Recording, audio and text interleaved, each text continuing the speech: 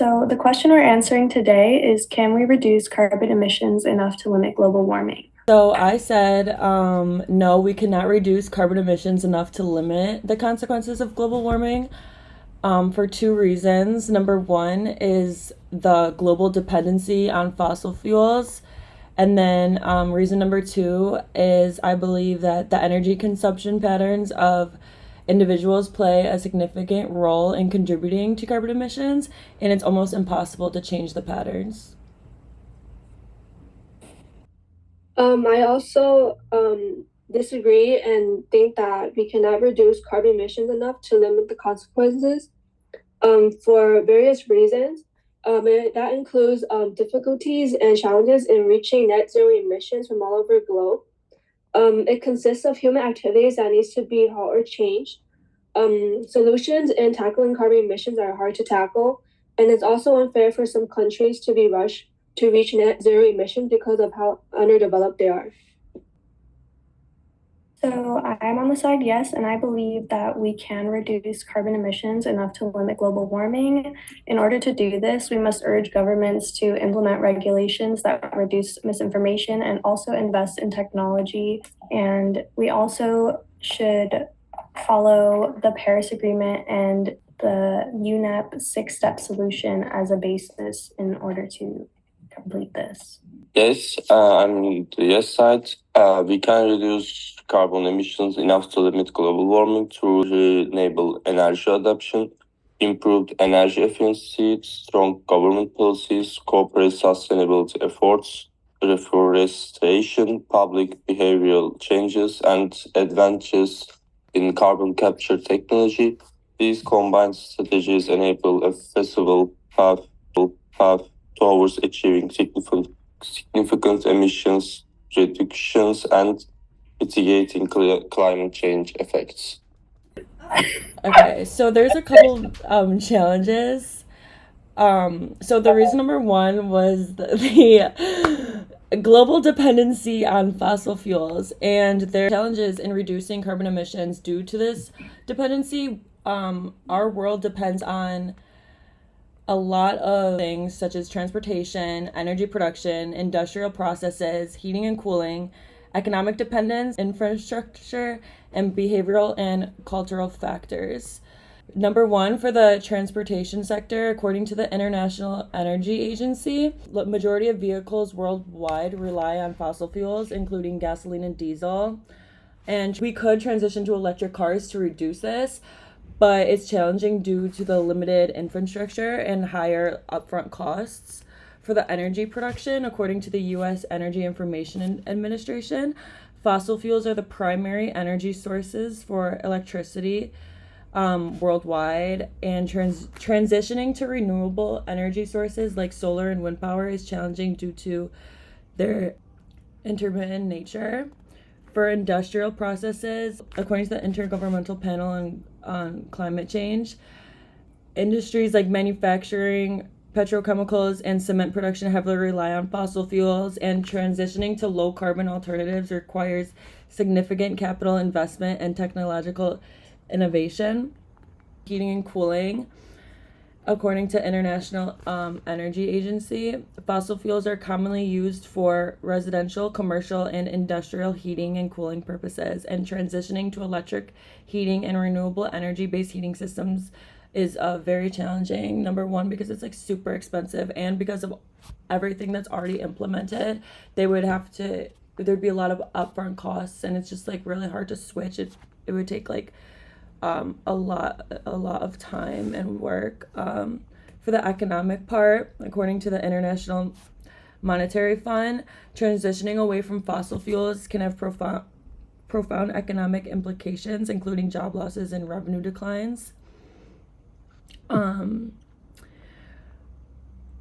For like the just overall, when it comes to fossil fuels, for behavioral and cultural factors, consumer behavior and cultural norms, we just like overall as a world, like we depend on fossil fuels so much, and changing the behaviors and cultural attitudes towards like energy consumption isn't just like a one community type thing. Like everyone is going to have to be involved and towards the energy consumption, and that's kind of like brings me to my second point of how like individuals play a significant role in contributing to carbon emissions, and it's like nearly impossible to get people to switch unless like the government does it for them or like people just like do it for them, kind of like not do it for them, but like it's not just like a one person type of thing, like everyone has to contribute to it. In general, lowering carbon pollution is very hard because many parts of society are so dependent on fossil fuels. Using low carbon technology and switching to renewable energy sources are important steps forward, but getting past these problems and speeding up the move to a sustainable energy future will take work from governments, businesses, and people all working together. So my reason number two, again, is the energy consumption patterns of individuals play a significant role in contributing to the carbon emissions. So my first reason was we couldn't lower, was because of the dependency on fossil fuels. And then my reason number two is like people like play a significant role on getting off of the fossil fuels. It could be hard and take a long time for people to change how they live and what they buy so that pollution levels drop by a lot. Making big changes in how people act can take a long time and be hard, even if people are aware of how their actions impact the world. This is because of things like getting stuck in bad habits, needing to know more, social and economic barriers, and just like plain out laziness. The field of behavioral economics has shown that it's tough to get people to change their behavior in a way that lasts, because a lot of people live in like low income communities and just can't like buy things that are better for the environment, because they're stuck in old ways. Like it's not just easy to like put in like solar panels in their like roof or something, like research has indicated that personal lifestyle decisions play a substantial role in the size of one's carbon footprint. A study published in the journal Environmental Research Letters revealed that individuals in industrialized countries significantly contribute to carbon emissions through their dietary choices, transportation habits, and household energy use. So, like I was saying, like people are already stuck in the habits of the way that like their household energy consumption when it comes to like how they use the energy, like the water and that they use, and just like their behavioral patterns. People struggle to change their lifestyle and purchasing habits to reduce pollution levels despite being aware of their impact.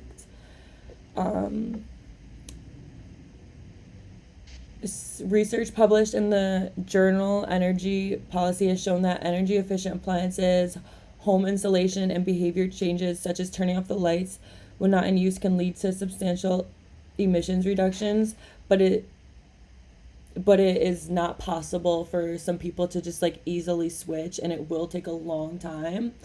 So yeah, basically my points are, again, before switching off to the yes side, is that fossil fuels play a significant role in reducing carbon emissions, and we can't get away from fossil fuels because of the behavioral patterns of individuals is hard to change.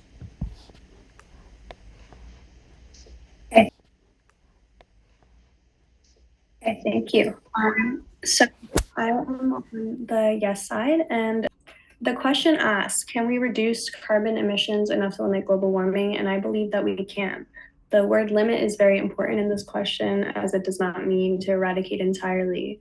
While eradication may seem like an unattainable goal, limitation is within our reach. Combating climate change necessitates a multifaceted approach involving the efforts of people, corporations, and governments. My first point is about urging federal policy and regulation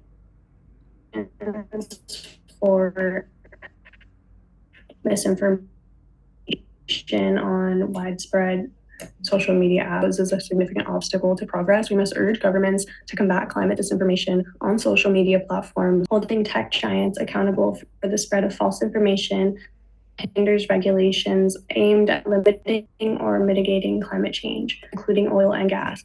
Facebook, Google, YouTube, and Twitter enable the spread of disinformation to a wide audience. Despite Facebook's promise of fact-checking through their implementation of Climate Science Information Center, a staggering 99% of false reports remained on the platform without any warning labels, as stated in a report by Friends of the Earth. Furthermore, a substantial 69% of climate misinformation circulating on Facebook originates from a mere 10 accounts. There needs to be more concrete efforts in removing posts for accounts that spread misinformation that does more harm than good. We have seen this strategy work effectively when Twitter removed Donald Trump after praising the insurrectionists at the US Capitol on January 6, 2021. And data from Signal Labs documented that his removal led to a 73% drop in election-related disinformation, showing just how powerful information can be as well as that we need to urge governments to invest in technology such as carbon capture that sucks CO2 out of the air and offers viable solutions for capturing and storing emissions from these hard to abate sectors, thereby reducing their carbon footprint. While transitioning to renewable energy sources and implementing energy efficient practices are essential steps, certain sectors such as heavy industry and aviation continue to rely on fossil fuels. The heart of our discussion lies in concrete measures to reduce carbon emissions. The Paris Agreement sets a clear target, limiting the spike in temperatures to 1.5 degrees Celsius above pre-industrial levels. Achieving this goal requires a monumental effort, entailing annual cuts of 30 gigatons of greenhouse gas emissions by 2030 in order to reach a net zero of carbon emissions. This mandate compels us to adopt comprehensive strategies across various sectors of society. The United Nations Environment Program has outlined 6 key sectors with the potential to sufficiently reduce emissions and keep temperature rise below the critical threshold of 1.5 degrees Celsius. From energy, agriculture, nature-based solutions to transportation and the construction of sustainable cities. In the realm of energy, we can cut 12.5 gigatons of emissions transitioning to renewable energy sources such as wind, solar, and hydroelectric power. Likewise, switching to sustainable agricultural practices, reducing food waste, and promoting plant-based diets can significantly curb emissions in the agricultural sector by 6.7 gigatons. Nature-based solutions, including reforestation efforts and ecosystem restoration, offer additional avenues for emissions reductions by supporting organizations that replant trees and advocate for the preservation of vital ecosystems. We not only mitigate climate change, but also improve air quality and ensure food and water security. This solution can also reduce emissions by 5.9 gigatons. Transportation presents another critical frontier in our battle against climate change. Embracing public transportation, cycling, walking can drastically reduce emissions from the transportation sector by 4.7 gigatons. If we are worried about the cost of investing in better public transportation, investing in walkable cities can be the way to go because they're attractive to citizens, tourists, and that benefits businesses and the economy and the environment altogether. Furthermore, we must address the carbon footprint of our buildings and cities by adopting energy efficient practices and technologies. We can sufficiently reduce emissions associated with urban living by 5.9 gigatons. But what about the cost? It's a legitimate concern, but one that pales in comparison to the exorbitant price of inaction. The investment in renewable energy and carbon capture technology is not only feasible, but essential for the well-being of our planet. Moreover, there are ample incentives for corporations and the wealthy to demand climate action. Delaying climate policies will incur significant financial losses, as highlighted by a recent UN report that states that delaying climate policies will cost the world's top companies 1.2 trillion over the next 15 years. In conclusion, the task before us is daunting, but not insurmountable. By rallying together and taking decisive action at all levels of society, we can indeed reduce carbon emissions enough to limit global warming. Thank you. So I'm on the no side, and I just want to repeat the claim. No, we cannot reduce carbon emissions enough to limit the consequences of global warming. So my first point is that in order to avoid global warming, we must reach net zero emissions. This is impossible and hard to achieve due to various reasons, human activities and timing. Net zero emission is when all the emissions released by human activities are counterbalanced by carbon removal. But according to science, it must be done and reach to 1.5 degrees by 2050 to 2060. This means that it will require human activities, use of fossil fuel vehicles, and factors to be reduced to zero. Another example would be through the natural methods such as restoration of forests or direct air capture and storage. With the shortage of time and a huge amount of human activities, it will be very slow and will not be completed by that time. Some evidence to support that claim is quote unquote no, despite the enormous benefits of climate action to date, progress is happening far too slowly for the world to hold temperature rise to 1.5 degrees. There are also many solutions in mitigating climate change, which includes retiring coal plants, investing in clean and efficient energy, decarbonating cement, steel, and plastics, eating more plants and less meat, which means that all of this will also require a huge amount of investment and cooperation, which may not be possible. The second point I have is if we want to remove carbon dioxide from the atmosphere, the emissions from agriculture and air travel would be difficult to eliminate altogether. This is because carbon that's already in the atmosphere will continue to impact climate change for hundreds to thousands of years. One of the methods to absorb carbon dioxide is from planting trees. Afforestation includes planting trees where there were none previously. However, this will compete with the land that is used for agriculture since food production is also very important. It is expected to increase by 70% by 2025 to feed the entire growing world population.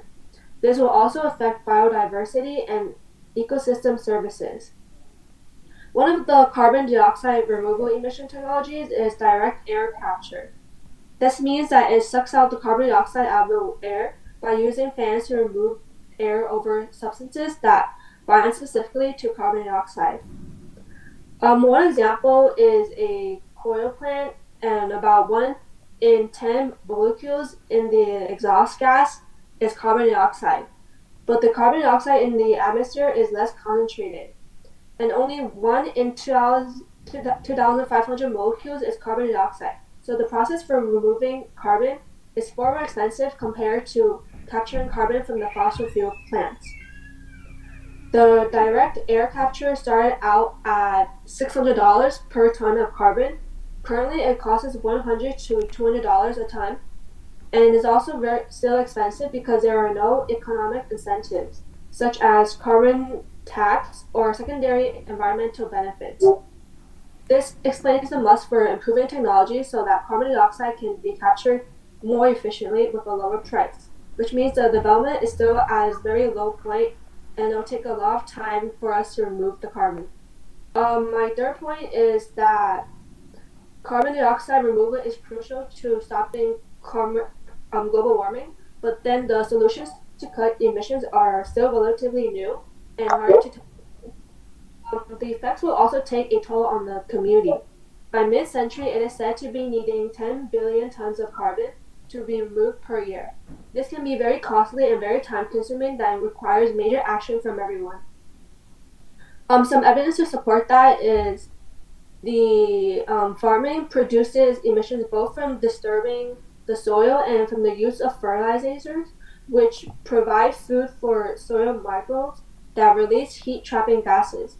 The technology to create aircraft and ocean-going shipping vessels that don't produce emissions is still experimental.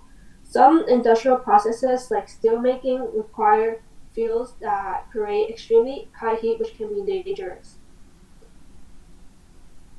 Carbon capture projects also have a big land impact, requiring large industrial facilities that will transport carbon underground, which is a big concern for environmental justice communities who already bear a heavier burden of living near the industry. The demand for bioenergy crops would also displace both the people and ecosystems that are key to biodiversity. Also, the Biden administration recently set a goal of getting carbon removal to below $100 per metric ton within a decade. However, capturing carbon directly from the air with technology can also cost 6 to 7 times that amount. So no one is really sure how they'll be able to pay for it. My fourth reasoning is that if the goal is to cut carbon emissions and reach to zero, in order to limit the climate change, that will also be very impossible and unfair for poor countries because of their country's poor infrastructure, and they also lack many things such as electricity, home heating, transportation, and the industry, which means that they're very underdeveloped and they will need to spend the money more for improving their country. Some evidence to support that is that the poor needs more energy, and much of the energy will be clean energy, which is already viable. It's the last fraction of energy that is hard to keep fossil free. It can be done only at a cost, and that cost should disproportionately be borne by the rich, first as they go full zero and pay the early adopter premium, and second through financial support for developing nations. They will need to have the money to cover the cost of developing batteries, but also for green hydrogen to avoid the industrial emissions. I'm on the yes side. I want to talk about some arguments. Corporate sustainability integrated. Companies are actively working towards sustainability by integrating environmental consideration into their strategic planning, as seen in the detailed approach or enable change towards corporate sustainability. This includes efforts to comply with environmental standards, innovate in product and process design, and engage with stakeholders to support ecological goals. Innovation and strategic repose training. Examples like the Fishy Xerox Eco Manufacturing Center highlights how companies can achieve significant environmental and economic benefits by redefining their business models. This includes adopting product such as remanufacturing, which not only reduces waste but also enhances product design and performance, leading to competitive advantage. Incremental and transformational change. The transition to more sustainability practice is achieved through both incremental improvements and transformational shifts in corporate behavior and strategy. This includes developing a culture of sustainability within organizations, investing in employee training and engagement, and fostering innovation to reduce environmental impact. I want some talk about the example and advice on reducing carbon emissions. Adopting and expanding renewable energy, accelerate the deployment of renewable energy sources like solar, wind, and hydroelectric power to reduce dependence on fossil fuels, enhancing energy efficiency, implement energy-saving measures across industries, buildings, and transportation to reduce overall energy consumption, innovate business models, encourage business models that prioritize sustainability, such as circular economy practice, which minimize waste and promote the reuse of resources. Government policies and incentives, supportive policies including carbon pricing, subsidies for clean energy, and stricter emission standards can drive faster adoption of low carbon technologies. And the last one, the public and private collaboration, foster collaboration between governments, business, and communities to share knowledge, resources, and strategies for sustainable development. In conclusion, while challenges remain, the combined efforts of cooperative innovation, strategic policy making, and social engagement present a viable path towards reducing carbon emission and limiting global warming. Thank you.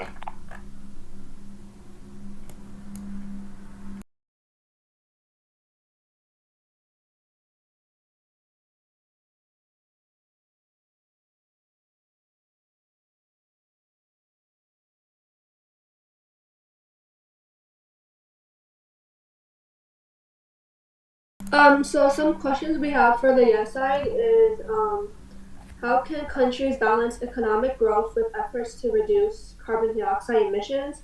And how should developing countries be held to the same emission reduction standards as developed countries? And how can equity be ensured in global emission reduction efforts?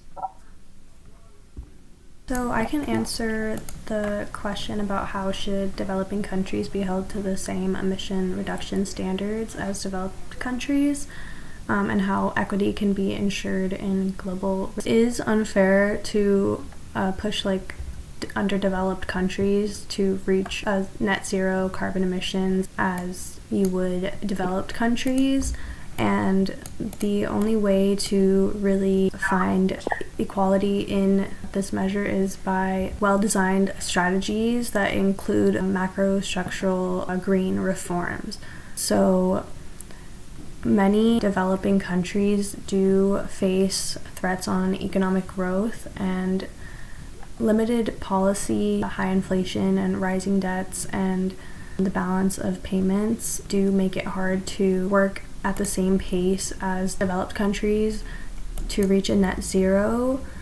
But in my research, I found that the staff discussion note focuses on emerging markets and developing economies and proposes a framework for prioritizing packaging and sequencing of macrostructural reforms to accelerate growth, which also alleviates policy trade-offs. So in order to alleviate policy trade-offs and make it beneficial for developing countries to do this, we have to prioritize the removal of the most crucial constraints in economic activity, such as governance and building deregulation, and also appropriate sequencing of other reforms such as labor market and credit sector reforms, which can help front load the gains that come from these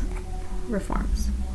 So emerging markets and developing countries do have an estimated output of effects such as the major reform package, and it would mean that about 4% in 2 years and 8% in 4 years would be the overall estimated output.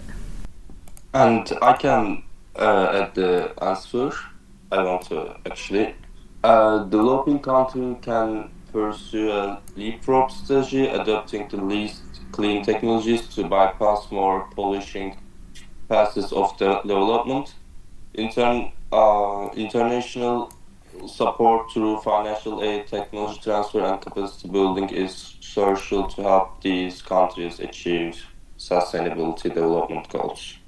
So the question that we have for side no is, can you envision any scenarios or solutions in which carbon emissions could be reduced significantly without compromising economic growth or development? Yeah, I can answer that. Reducing carbon emissions while maintaining economic growth is possible. There's a couple different strategies. Switching to renewable energy like solar and wind creates jobs and cuts emissions. Using energy efficient tech in industries and homes also lowers emissions and it saves money, but it is very costly to do these things, but in the long run it will save money. Carbon pricing makes polluting expensive, pushing companies to find cleaner solutions. Investing in new tech like carbon capture and electric cars also helps. Updating infrastructure and promoting sustainable cities also can work. By working together globally, we can tackle emissions without slowing down economic progress. If anyone has anything to add, or if we just want to wrap it up there. I could add on. there'll be a lot of challenges into that will affect the industries and people won't be able to compromise. One example is because many industries and economies rely heavily on fossil fuels for energy production and transportation. So transitioning away from these sources can be challenging due to existing infrastructure and economic dependencies. Also, additionally, the cost of transitioning will require significant investments in the infrastructure and research and development. So I'm also saying that slowing it down will also slow down the economic growth or the impact industries, which also will take a toll on the employment and the economic stability. Okay, thank you for your answers. So another question I have is, how can public awareness and education campaigns be improved to encourage individual and collective actions that reduce carbon dioxide emissions? Yeah, so in order to encourage individuals and the collective to take action in reducing carbon emissions, it requires a few things such as audience demographics, communication channels, messaging and engagement strategies, educational campaigns that tailor messages to resonate with specific audiences, with factors such as age, gender, socioeconomic status, and cultural backgrounds. Also, the framing of messages in a positive light, focusing on the benefits of taking action rather than just emphasizing the negative consequences, and highlighting potential cost savings, health benefits, and community cohesiveness that can result from efforts to reduce carbon emissions.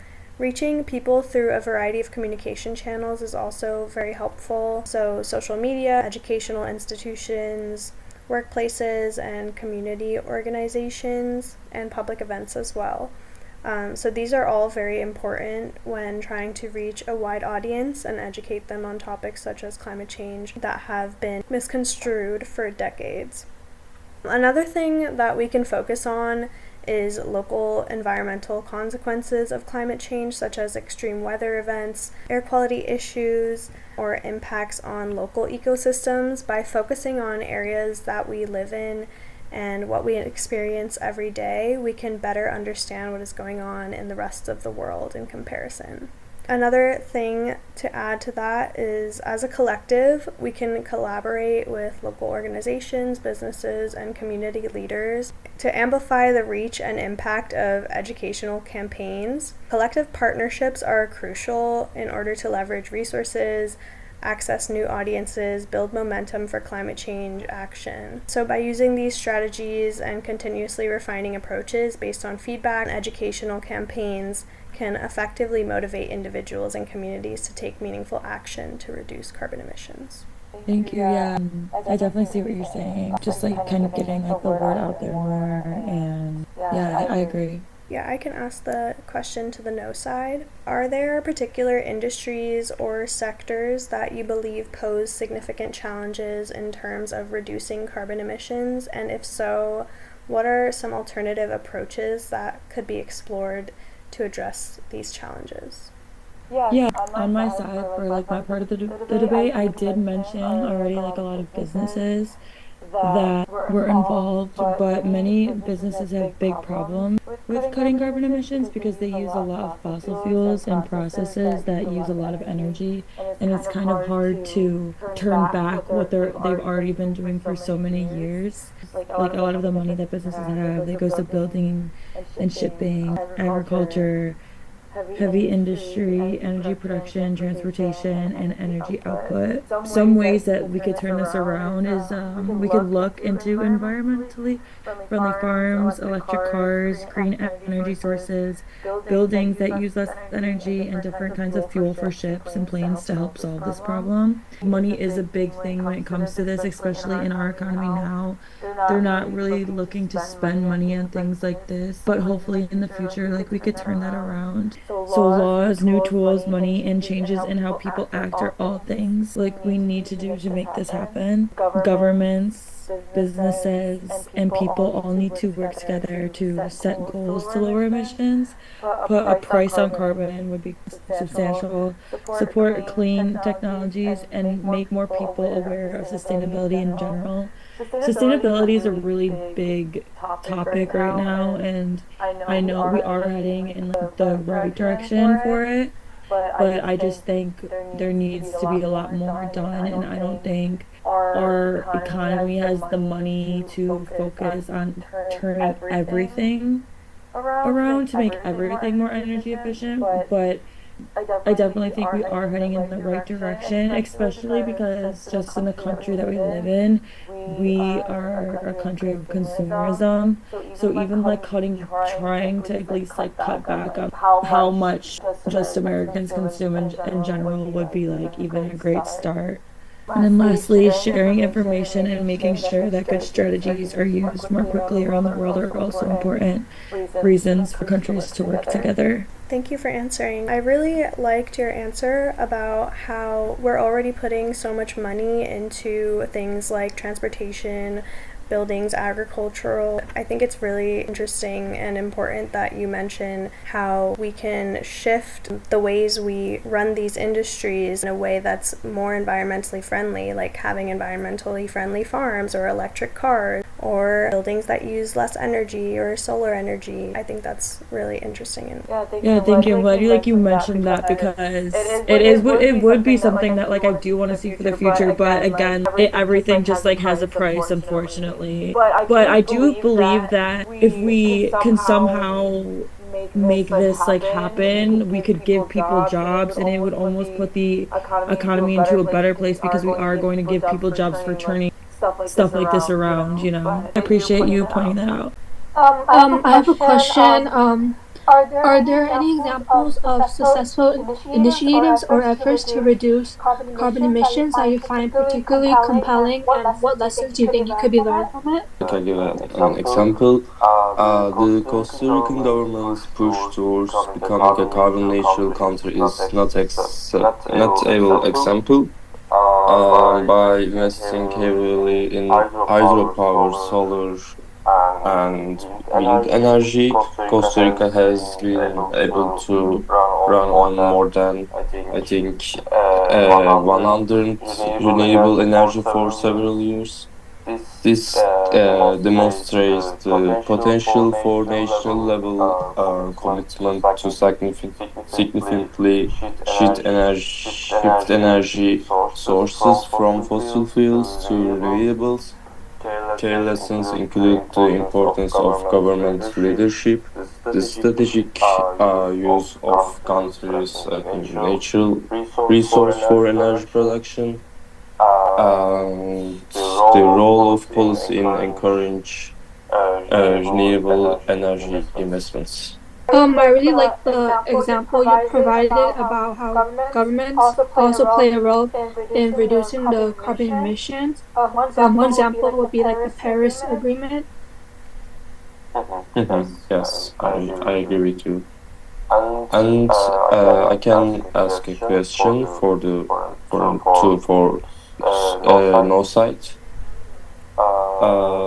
What are the long-term impacts of climate change mitigation strategies on biodiversity and ecosystems, and how can we minimize negative impacts? Some long-term impacts of climate change include altering the species distribution and the disruption of ecosystem dynamics and invasive species introduction. One example is that the climate change migration effects can alter species distributions as the habitats change. Some species may also struggle to adapt or migrate to suitable habitats, which will also lead to the declines or local extinctions. Additionally, rapid implementation of mitigation measures can also disrupt the ecosystem dynamics, particularly if not also properly planned. For example, large-scale renewable energy projects may also disturb the habitats and also disrupt migratory routes of birds and other wildlife, introducing new species as part of migration strategies can also lead to the spread of invasive species, which can also outcompete native species and also disrupt the ecosystems. So in order to minimize the negative impacts, we can, for sure, one, try to incorporate the ecosystem approaches into the mitigation strategies that will also prioritize the conservation and restoration of natural habitats. We can also try to do more impact assessments and planning before the projects, and we can also try to design mitigation measures to promote the biodiversity and whatever is possible. By incorporating these strategies, we can also try to work towards into achieving both climate goals and biodiversity. Thank you for your examples and explanations. I have a question. How do you think international cooperation and agreements can contribute to global efforts to reduce carbon emissions? Yeah, so international agreements, such as the Paris Agreement, for example, provide frameworks already for countries to set emission reduction targets. Like I mentioned earlier in my earlier points, the Paris Agreement signed in 2016 reflects the world's best efforts to solve climate change. These agreements can also facilitate technology transfer and collaboration, particularly between developed and developing countries. The support helps developing countries access cleaner and more efficient technologies. And also commitments to provide financial assistance and support to developing countries for their mitigation and adaptation efforts is important in order to get everyone on board. Developing countries don't have the same advantage as developed countries, and we must work together to ensure a green future. As another thing to add to that is that international cooperation enables countries to share information, data, and best practices on emission reduction strategies. The sharing of this knowledge allows nations to learn from each other and learn from their successes and failures, and accelerating the adoption of effective policies and technologies. It's important for countries to work together and be transparent about what we know about climate change, as well as making sure that they honor their commitments. Thanks for answering. Yeah, that's actually very interesting. I didn't know about the Paris Agreement, and I don't know, like I feel like we could, like the rest of the world can kind of follow in their footsteps because I don't know, like the also in Paris, I don't know if you've ever been, but like there are a lot of things implemented that just like make sense, that are better for like the environment, for the world, and I just like think that a lot of countries like can follow, and I didn't even know that that was a thing, so thanks for like bringing it to my attention with your research. But yeah. All right, my last question for the no side is, how can ecosystems, biodiversity, and human health be affected by unchecked carbon dioxide emissions? Ecosystems will be affected by unchecked carbon dioxide emissions because increased atmospheric carbon dioxide levels will also lead to a high absorption of the carbon dioxide by the oceans, which will cause ocean acidification. This will also disrupt the marine ecosystems. Biodiversity will be affected because rapid changes in climate and habitat conditions will impact the ability of many species to adapt or migrate. Human health will be impacted because increasing the temperature will lead to heat waves, which will result in illnesses such as dehydration and heat strokes. The air quality will also change and elevate carbon dioxide levels to contribute to air pollution and smog formation. Okay, thank you so much for your answers. Those are all the questions we have, so we can wrap up this debate. Awesome, thanks, All right, guys. thank you so much. Thank you so much. Thank you so much. All right, bye guys.